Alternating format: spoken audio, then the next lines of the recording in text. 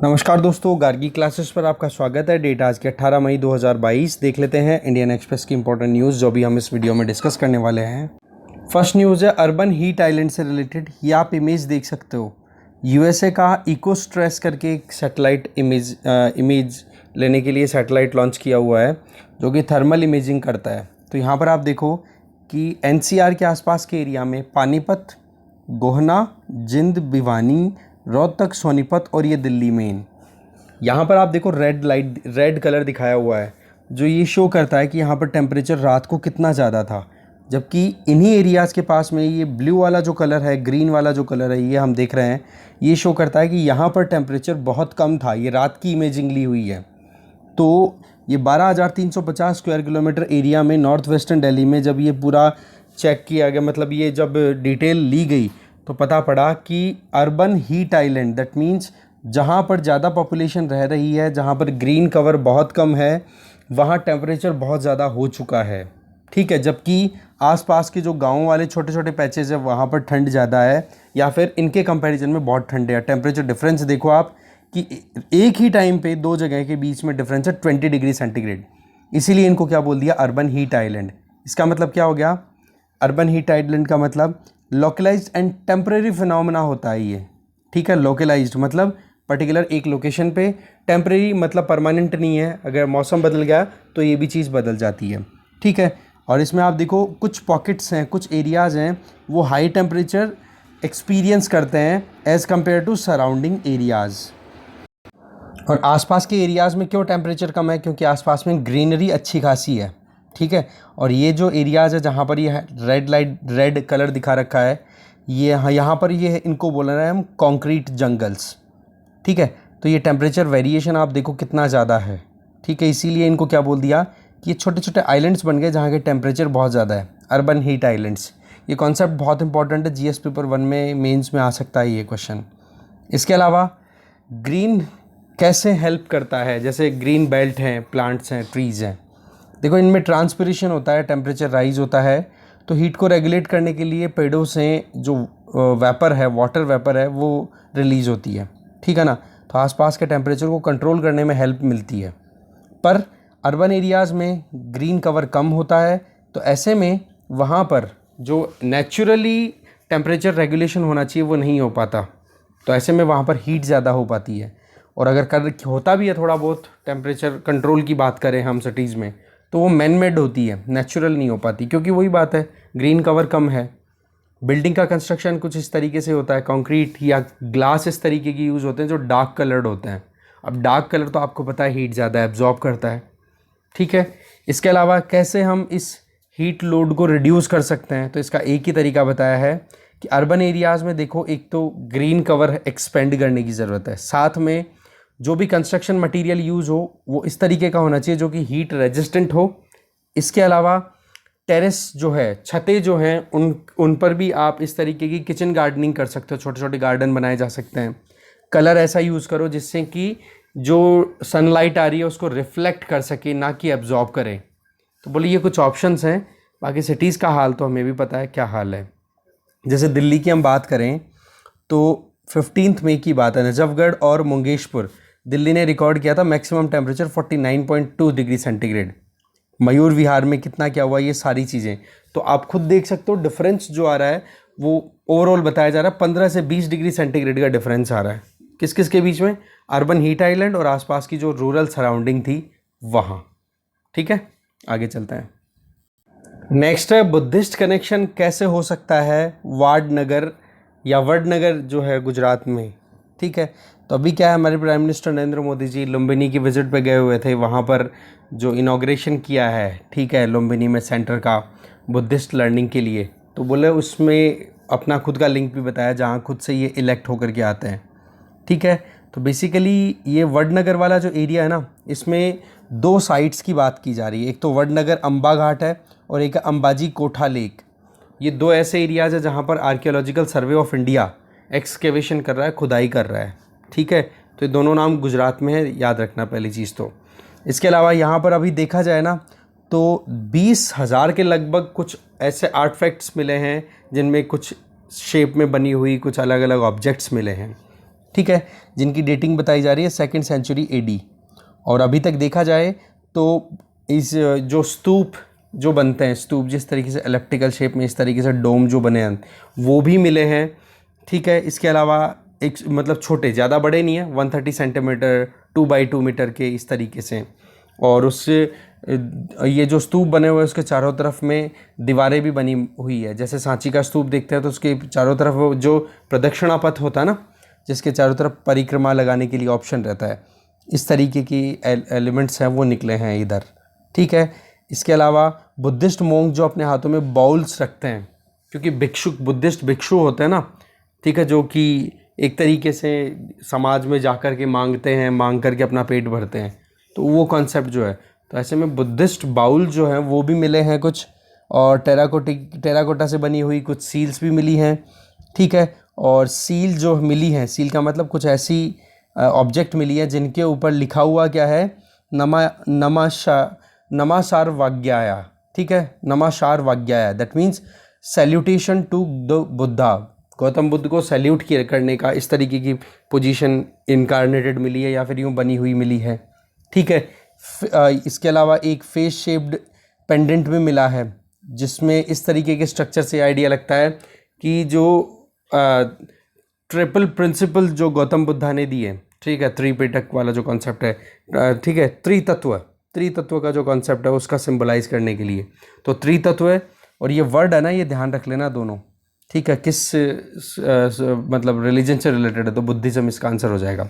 ठीक है, वडनगर की बात करें तो इसका मेंशन देखो बहुत बार पुराणों में भी है, और जो टूरिस्ट आए इंडिया में उन्होंने भी अपने खुद के जो अकाउंट लिखे उनमें, जैसे कि वेनशांग की बात करें, वेनशांग ने जो 7th सेंचुरी की विजिट पे आया था, कहाँ कहाँ था, हर्षवर्धन के एम्पायर में भी घूमा था उसने, फिर चालुक्य एम्पायर भी घूमा था, फिर पल्लव एम्पायर, ये कंटेम्प्रेरी से थे लगभग, ठीक है ना, तो उसमें इसने विज़िट की थी वेनशांग ने। तो इसने बताया, इसके अकाउंट में पता पड़ता है वडनगर की बात की, फ्लोरिशिंग टाउन था। ठीक है, अलग अलग नाम है देखो इस वडनगर के, एक कई जगह पर तो चमटा का क्या है, चमत्कारपुर, ठीक है, चमत्कारपुर है, कहीं आनंदपुर है, कहीं स्नेहपुर है, कहीं विमलपुर है, अलग अलग नाम है इस वडनगर के ही, जो कि गुजरात में लोकेटेड है। ठीक है, बेसिकली अभी 18 मई जो कि आज की डेट है ना, तो इसको वर्ल्ड म्यूजियम डे भी बोलते हैं, तो आज के दिन वडनगर में कॉन्फ्रेंस भी ऑर्गेनाइज हो रही है। ठीक है, तो ऐसे में यूनेस्को और मिनिस्ट्री ऑफ कल्चर दोनों मिलकर के वडनगर को डेवलप करने के लिए काम कर रहे हैं। ठीक है, किसके तौर पे, लैंडमार्क हेरिटेज डेस्टिनेशन के तौर पे। ठीक है, इसके अलावा गुजरात गवर्नमेंट ने एक एनुअल ताना रीरी म्यूज़िक फेस्टिवल भी लॉन्च कर रखा है वडनगर वाले एरिया में। ताना रीरी, ये ताना रीरी 2 बहनें थी जिन्होंने एम्परर अकबर के कोर्ट में म्यूज़िक चलाने से मना कर दिया, बोला हमें मरना मंजूर है पर हम अकबर के कोर्ट में म्यूज़िक नहीं चलाएंगे। तो ऐसे में ये ताना रीरी म्यूज़िक इन्हीं दोनों बहनों के द्वारा दिया हुआ म्यूज़िक था, तो उनके नाम मतलब उन्हीं के नाम पे ये म्यूज़िक चलता है। इसके अलावा कीर्ति तोरण, तोरण का मतलब होता है एंट्रेंस, ठीक है ना, तो कीर्ति तोरण वो भी देखो वडनगर का बहुत फेमस है, जो कि 12th सेंचुरी का ये एक आर्किटेक्चरल मॉन्यूमेंट है, जिसमें आप देखोगे 2 पिलर हैं, दोनों पिलर के ऊपर एक तरीके से यूँ इन्वर्टेड यू शेप में सब वो रखा हुआ है ये तोरण। ठीक है, जो कि गुजरात ने अपने खुद के स्टेट सिंबल के तौर पे भी अडॉप्ट किया हुआ है।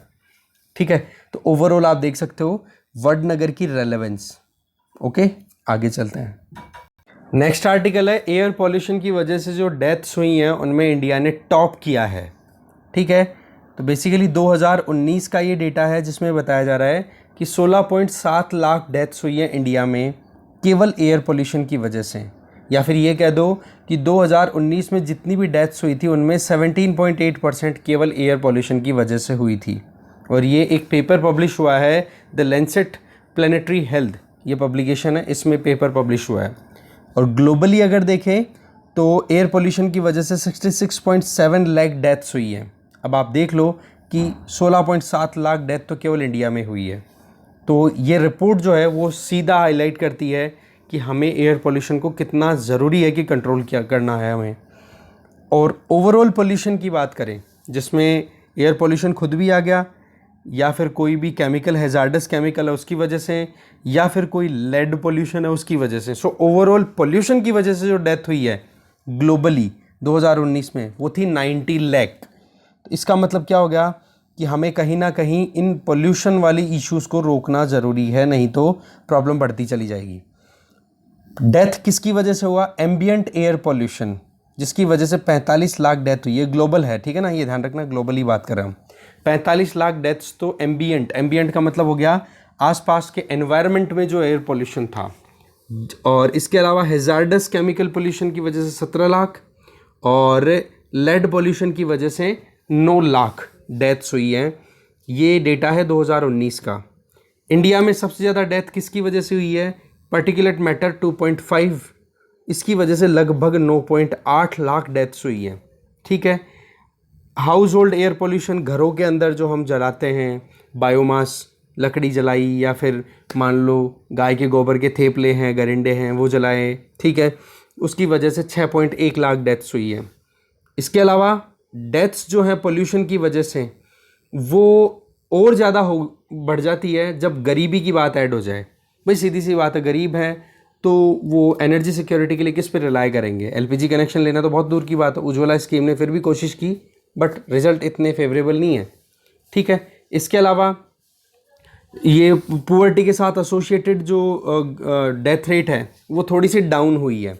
दैट मीन्स इंडोर पोल्यूशन बोल दो या वाटर पोल्यूशन, इसमें तो थोड़ी कमी आई है क्योंकि गवर्नमेंट ने एफर्ट किया। मैं थोड़ा सा उल्टा बोल गया, थोड़ा करेक्ट कर लेना। गवर्नमेंट के एफर्ट्स की वजह से थोड़ा बेनिफिट मिला है इंडोर पोल्यूशन, या फिर गरीबी में जो पोल्यूशन फैलता है गरीबी की वजह से, उसकी वजह से। इसके अलावा जो रिडक्शंस हैं वो एक तरफ इंडोर एयर पोल्यूशन तो कम हुआ है, वाटर पोल्यूशन तो घरों में मतलब बेकार पानी नहीं है तो बच रहे हैं लोग, पर दूसरी तरफ इंडस्ट्रियल पोल्यूशन बहुत ज़्यादा हो गया। अब इंडस्ट्रियल पोल्यूशन है तभी तो आसपास में आप देख सकते हो air pollution, ambient air pollution, आसपास में सराउंडिंग में एयर पोल्यूशन और केमिकल पोल्यूशन, दोनों की वजह से डेथ रेट बढ़ गई। इसका मतलब ये ध्यान रख लेना भाई, स्टेटमेंट यहाँ से बन सकता है कि इंडोर एयर पोल्यूशन और वाटर पोल्यूशन, इनकी वजह से तो डेथ रेट में कमी आई है। ठीक है, डेथ्स कम हुई है, जबकि इंडस्ट्रियल पोल्यूशन की वजह से डेथ्स ज़्यादा हुई है। वर्ल्ड हेल्थ ऑर्गेनाइजेशन के हिसाब से देखें तो नॉर्मली 1 क्यूबिक मीटर एयर का अगर हम बंच लें, ठीक है, 1 मीटर क्यूब, इधर इधर इधर इस तरीके से एक पूरा डब्बा ले लो, इसमें हवा भर दो, इसमें हवा भरी और इसकी डायमेंशन क्या है? तीनों डायमेंशन 1 मीटर्स। तो 1 क्यूबिक मीटर में कितना पार्टिकुलेट मैटर कंसंट्रेशन ठीक रहता है या फिर चल सकता है नॉर्म्स के हिसाब से देखें तो 10 माइक्रोग्राम्स, जिनको WHO ने रिड्यूस करके अब 5 माइक्रोग्राम कर दिए हैं। इसका मतलब 1 क्यूबिक मीटर में अब 5 माइक्रोग्राम से ज़्यादा PM2.5 नहीं होना चाहिए। इस कंडीशन में अगर देखोगे ना तो इंडिया में शायद ही कोई ऐसी जगह मिले जो कि इस कंडीशन को फुलफ़िल करे। हमारे यहाँ पर PM2.5 बहुत ज़्यादा फैला हुआ है जिसकी वजह से बहुत बड़ी प्रॉब्लम होती है। ठीक है। इसके अलावा एयर पोल्यूशन की बात करें तो इंडो गैंजेटिक प्लेन्स में सबसे ज़्यादा एयर पोल्यूशन है, जिसमें दिल्ली और दिल्ली के आसपास वाला एरिया। इसके अलावा बायोमास जलाने की वजह से भी बहुत ज़्यादा हाउस होल्ड्स में डेथ्स देखने को मिली है। ठीक है, एयर पोल्यूशन की वजह से जो डेथ्स हुई है घरों में, जो कच्चा ये हम जलाते हैं, ठीक है, लकड़ी जलाना और ये सारा इसकी वजह से। फिर उसके बाद में कोल कम्बशन इसकी वजह से और क्रॉप बर्निंग, ये भी कारण रहे हैं जिनकी वजह से एयर पोल्यूशन बढ़ा है, जिसकी वजह से डेथ रेट इंक्रीज़ हुई है। गवर्नमेंट ने अपनी तरफ से एफर्ट्स किए हैं, जैसे प्रधानमंत्री उज्ज्वला स्कीम, ठीक है, नेशनल क्लीन एयर प्रोग्राम जो कि 2019 में लॉन्च, इसके अलावा 2019 में commission for air quality management, कौन से एरिया में? नॉर्थ। ये कमीशन कहाँ के लिए लॉन्च किया था? नेशनल कैपिटल रीजन NCR के लिए। बट कोई एडिक्वेट आउटपुट नहीं मिल रहा है जितना चाहिए था। तो हमें ज़रूरत किस चीज़ की है? एक स्ट्रॉन्ग सेंट्रलाइज्ड एडमिनिस्ट्रेटिव सिस्टम की, जो कि एयर पोल्यूशन को कंट्रोल करने के लिए एफर्ट्स भी करे और ओवरऑल क्वालिटी इंप्रूव करने के लिए गाइडलाइन भी इशू करे, जो कि अभी हमारे पास में अवेलेबल है नहीं। तो ऐसे में एक इंटीग्रेटेड सर्विलियंस प्लेटफॉर्म हो।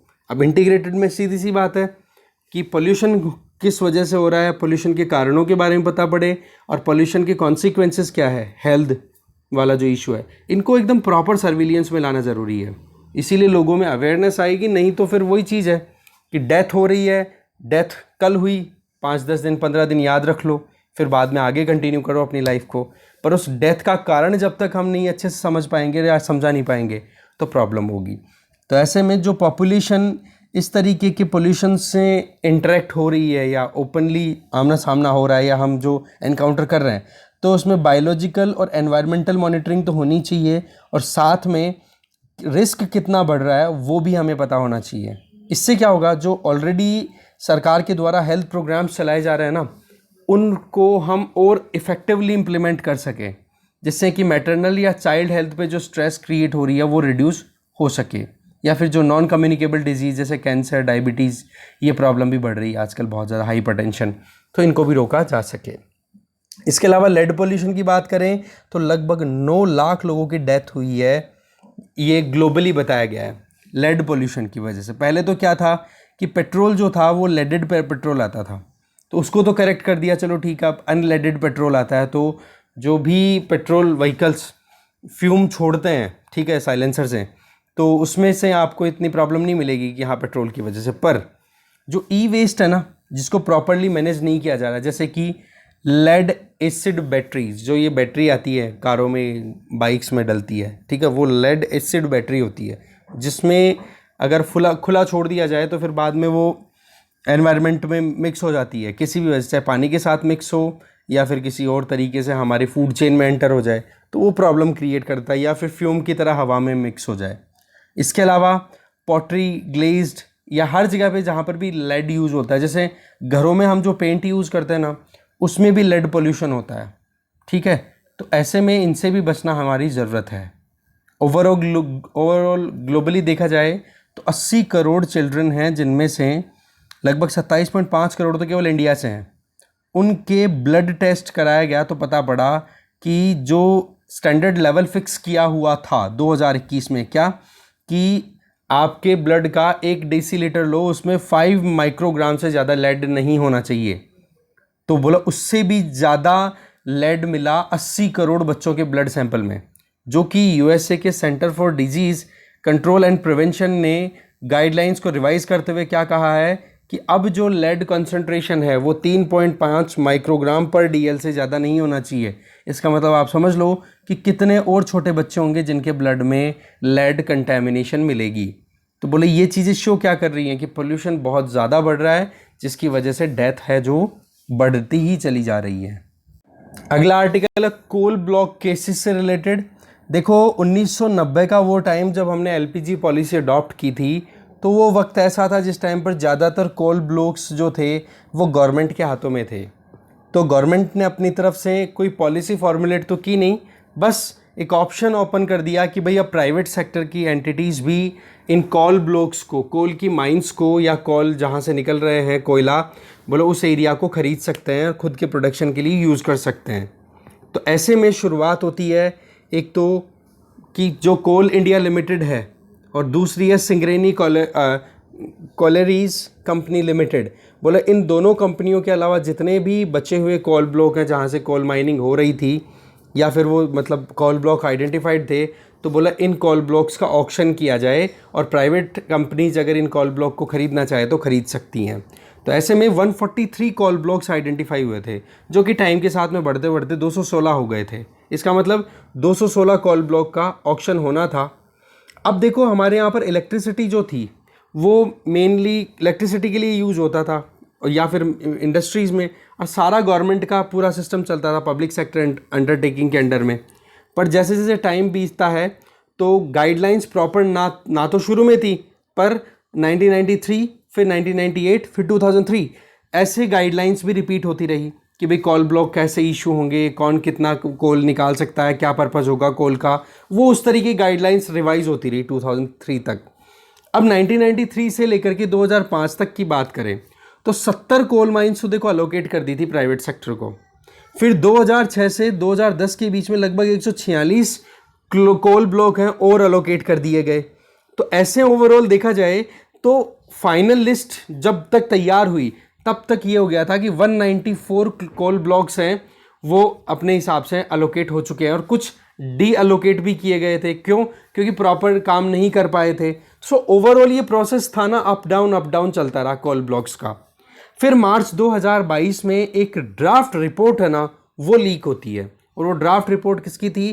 Controller and auditor general, CAG, जो कि ऑडिटिंग का काम करते हैं, अकाउंट्स का काम करते हैं।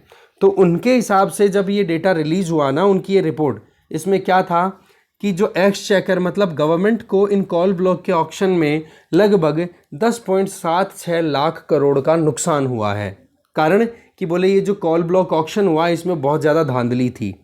और इस बाद में जब कैग की जब फाइनल रिपोर्ट पार्लियामेंट में रखी गई, वो रखी गई थी अगस्त 2012 में, तब फाइनल ये हो गया था सॉरी कि ओवरऑल 1.8 लाख करोड़ रुपीस का नुकसान हो रहा है सरकार को इस कोल ब्लॉक इशू में पूरा में। तो ये अभी तक का मानो कि सबसे बड़ा स्कैम निकल के आया था, कोल स्कैम। ये वो टाइम था, मनमोहन सिंह जी की सरकार थी, कभी 2G स्कैम आ रहा है, कभी CW कॉमनवेल्थ गेम्स थे, उसमें करप्शन के इश्यूज आए थे, और ये कोल ब्लॉक लास्ट में फाइनल ब्लो था ये इनकी गवर्नमेंट को। तो इस तरीके से ये स्कैम राइज होता है ज़बरदस्त तरीके से। और अभी तक इस केस को कौन देख रहा है? इस केस को देखो सुप्रीम कोर्ट के अंडर में CBI और एनफोर्समेंट डायरेक्टरेट सीधा मैनेज कर रही हैं कि भाई जो भी ब्यूरोक्रेट्स, जो भी इंडिविजुअल्स इस कॉल स्कैम में इंडल्स थे, बोलो उनकी एक एक एक्टिविटी को आप मॉनिटर करोगे। कौन? एनफोर्समेंट डायरेक्टरेट और CBI। पहले तो देखो CVC को दिया था ये केस, पर CVC क्या है आपको पता है, गवर्नमेंट के अंडर काम करती है, करने को तो CBI भी काम करती है, बट CBI को सीधा सुप्रीम कोर्ट ने कह दिया कि भाई आप ही इस पूरे मुद्दे को हैंडल करोगे। तो ऐसे में अभी तक 214 कॉल ब्लॉक्स का जो अलोकेशन है ना वो तो कैंसिल हो चुका है, 2014 में कैंसिल कर दिया था। और अभी इन्वेस्टिगेशन चल रही है कि कौन कौन इस केस में बुरे तरीके से फंसा हुआ है, किस किस ने फ़ायदा उठाया है। तो ये कॉल स्कैम केस है, और इसी केस को लेकर के सुप्रीम कोर्ट ने अभी रिसेंटली एनफोर्समेंट डायरेक्टरेट को ये कहा कि भाई अभी मनी लॉन्ड्रिंग के कई केसेस आ रहे हैं कॉल ब्लॉक को लेकर के, तो ये बताओ कि कॉल ब्लॉक एलोकेशन जो स्कैम हुआ था 2012 में, जो एक्सपोज हुआ था, तो उसमें कितने ब्यूरोक्रेट्स हैं वो रिलीव हो रहे हैं, किन लोगों का ट्रांसफ़र हो रहा है, किन का नहीं हो रहा, बोलो वो रिपोर्ट दो हमें। ठीक है, तो सुप्रीम कोर्ट बड़ी स्ट्रिक्टली मॉनिटर कर रहा है, और किन के थ्रू? 2 एजेंसीज के थ्रू, CBI और ED के थ्रू। ठीक है, अभी क्या है कि ट्रांसफ़र, जैसे मान लो कोई ब्यूरोक्रेट था, कोल ब्लॉक का जो ऑक्शन हुआ उसमें गफले पकड़े गए और ब्यूरोक्रेट वहाँ पे कोई काम कर रहा था, तो उस इंडिविजुअल का कहीं ट्रांसफ़र हो रहा है ना, तो वो ट्रांसफ़र से पहले CBI और ED से अप्रूवल लेना होगा। CBI ED अप्रूवल किससे लेंगी? वो सुप्रीम कोर्ट से। मतलब सुप्रीम कोर्ट की मॉनिटरिंग में चल रहा है सारा काम, तो उसी से संबंधित ये इशू यहाँ पर बताया जा रहा है। ठीक है, बाकी और चीज़ें वो इतनी हमारे काम की है नहीं, जो मेन चीज़ थी वो हमने देख ली।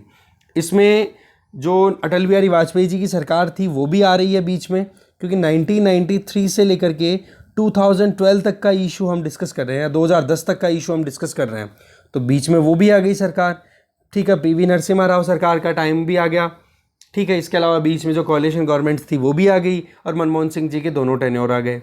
तो इस तरीके से पूरे ज़बरदस्त तरीके से बहुत बड़ा स्कैम निकल के आया था गवर्नमेंट की तरफ से। और बाकी गवर्नमेंट की एंटिटी की अगर बात की जाए तो आगे चलते हैं। फिर आगे देखें तो देखो होलसेल प्राइस इंडेक्स जो है वो, उसके बेसिस पे अगर देखें तो अभी महंगाई 15.1% तक पहुंच चुकी है। तो महंगाई तो देखो अभी रुकने का नाम ही नहीं ले रही है। इसके अलावा राजस्थान हाई कोर्ट के लिए सुप्रीम कोर्ट के कॉलेजियम ने एक बॉम्बे हाई कोर्ट के जज जिनका नाम है SS सिंधे, उनका नाम रिकमेंड किया है कि chief justice of Rajasthan high court के तौर पे अब इनको अपॉइंट किया जाए। ठीक है, तो आज आपको क्या करना है, जो कॉलेजियम सिस्टम होता है ना उसके बारे में अच्छे से पढ़ लेना है कि कॉलेजियम सिस्टम कैसे काम करता है हाई कोर्ट के जजेस के ट्रांसफ़र को लेके। आगे चलते हैं।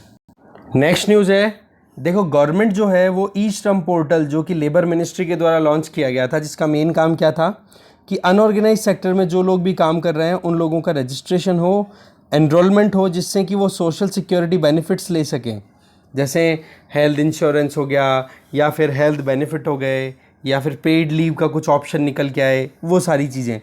तो ऐसे में इस ई श्रम पोर्टल पे जितने भी लॉगिन या फिर एनरोलमेंट हो चुके हैं, रजिस्ट्रेशन हो चुके हैं अनऑर्गेनाइज्ड वर्कर्स के, उसको लिंक किया जाएगा one nation one ration card scheme के साथ में। बोलो इन दोनों की लिंकिंग से फ़ायदा ये होगा कि हर महीने अपडेट किया जाएगा कि भाई इंडिविजुअल जो भी है, जो इनफॉर्मल सेक्टर में काम कर रहा है, अनऑर्गेनाइज सेक्टर में काम कर रहा है, वो कहाँ पर है और उसको क्या बेनिफिट्स की रिक्वायरमेंट है जिससे कि वो बेनिफिट उनको दिए जा सके, जैसे कि पीडीएस स्कीम में सस्ते में अनाज देना। तो इस चीज़ के लिए ये इम्पोर्टेंट हो जाता है। ठीक है, आगे चलते हैं। नाम ये स्कीम्स के बारे में ज़रूर पढ़ लेना, one nation one ration card और ई श्रम पोर्टल के बारे में एक बार यूपीएससी पॉइंट ऑफ व्यू से। नेक्स्ट है, देखो 2 इम्पोर्टेंट शिप्स हैं वो अभी दिए गए हैं। ठीक है, अभी इनका ट्रायल शुरू, एक का नाम है INS उदयगिरी, एक का नाम है INS सूरत। बोलो ये दोनों indigenously developed advance capability based warships हैं जो कि टेक्नोलॉजिकली एडवांस्ड हैं। ठीक है, तो इनके बारे में अगर हम देखें तो सबसे पहली चीज़ तो डिज़ाइन किसने किया इन शिप्स को, इसने ये डिज़ाइन किया गया था नेवी के डायरेक्टरेट ऑफ नेवल डिज़ाइन ने। पहला पॉइंट क्लियर। दूसरा, बनाया कहाँ गया, मुंबई में जो मझगांव डॉक शिप बिल्डर्स है लिमिटेड, इस कंपनी ने ये डेवलप किया है। इसके अलावा उदयगिरी वॉरशिप है, उसकी बात करें तो ये प्रोजेक्ट 17A के अंडर आता है। इम्प्रूव्ड स्टील फीचर, इसका मतलब कोई भी डिटेक्ट नहीं करे, इस तरीके की टेक्नोलॉजी यूज़ हो गई, दुश्मन के रडार से बचने के तरीके, और advanced weapon and sensors deploy किए जा रहे हैं और मैनेजमेंट सिस्टम भी अच्छे से तैयार किया गया है। INS सूरत की बात करें तो ये next generation steel guided missile destroyer है। इसका मतलब आप देख लो कि किस तरीके से इससे मिसाइल भी लॉन्च की जा सकती है। ठीक है, इसके अलावा fourth of project 15B, 15 project 15, अब ये तो क्या है, वॉरशिप नॉर्मल टाइप हो गया, और ये क्या हो गया, वॉरशिप जो कि डिस्ट्रॉय भी करता है, इससे मिसाइल्स भी लॉन्च होती हैं। ठीक है, INS सूरत से। तो ये प्रोजेक्ट 15B और प्रोजेक्ट 17A ये दोनों किससे रिलेटेड है समझ गए होंगे। तो प्रोजेक्ट 15B तो यहाँ पे ये क्या चीज़ होगी कि एक तरीके से सर्विलियंस का ये काम करने का काम हो जाएगा उदयगिरी का, जबकि दूसरी तरफ हम INS सूरत की बात करें तो ये डिस्ट्रॉयर कैटेगरी का है, मतलब दुश्मन को अटैक भी करेगा ये। और ये जो INS सूरत है ना, ये INS कोलकाता, मतलब पहले कोलकाता क्लास का डिस्ट्रॉयर था, उसी का मेकओवर है, जिसका जो कि प्रोजेक्ट 15A के अंडर बना था। तो ऐसे में project 15A, project 15B, project 17A ये फ्री गेट शिप से रिलेटेड है। ये फ्री गेट है, फ्री गेट का मतलब हो गया नॉर्मल ट्रांसपोर्टेशन का ये काम करने वाला, सिग्नलिंग का ये। और जबकि दूसरी तरफ देखें डिस्ट्रॉयर, तो डिस्ट्रॉयर तो आपको पता है अटैक करके बर्बाद करेगा। तो ये दोनों की स्पेसिफिकेशन थोड़ी याद रख लेना। आगे चलते हैं। देखो महंगाई का प्रेशर लगातार बना हुआ है, इसको कोई हम नकार नहीं सकते, वही इशू चल रहा है। इन्फ्लेशन का हमने मुद्दा बहुत बार डिस्कस कर लिया, तो ज़्यादा हम दिमाग अभी लगाएंगे नहीं। बस इतना सा है कि RBI के पास में 11 एप्लीकेशंस आई थी। ठीक है, किस चीज़ के लिए, ऑन टॉप लाइसेंसिंग के लिए, जिसमें यूनिवर्सल बैंक और स्मॉल फाइनेंस बैंक्स ओपन करने की रिक्वेस्ट थी। 11 एप्लीकेशन, उनमें से 6 एप्लीकेशंस तो रिजेक्ट कर दी हैं RBI ने, बाकी एक्सेप्ट जो की है उनका नाम अभी तक क्लियर नहीं है। अभी रिजेक्शन हुआ है कि भाई आप तो कम से कम अप्रोप्रिएट नहीं हो। अब वो रिजेक्शन ही हो गया तो मुझे नहीं लगता वो इंपॉर्टेंट नेम्स है बैंकों के, देखना चाहो तो आप देख लेना। ओके, अब करना क्या है, आपको यूनिवर्सल बैंक्स और स्मॉल फाइनेंस बैंक्स के बारे में यूपीएससी पॉइंट ऑफ व्यू से पढ़ लेना, इनके बारे में बहुत क्वेश्चंस आते हैं प्रीलिम्स में। आगे चलते हैं। एक छोटी सी न्यूज़ और है कि गवर्नमेंट ने इन्फोसिस से ये कहा है कि भाई GST पोर्टल में जो भी प्रॉब्लम आ रही है उसको ठीक करो। तो इस चीज़ से आपको क्या समझ में आया कि GST पोर्टल किसने डेवलप किया है, इन्फोसिस ने। ये क्वेश्चन बन सकता है। ठीक है, और बाकी इतना कुछ इतना इंपॉर्टेंट है नहीं, डिस्कशन में यही था जो कंटेंट हमने देखना था। Thank you very much.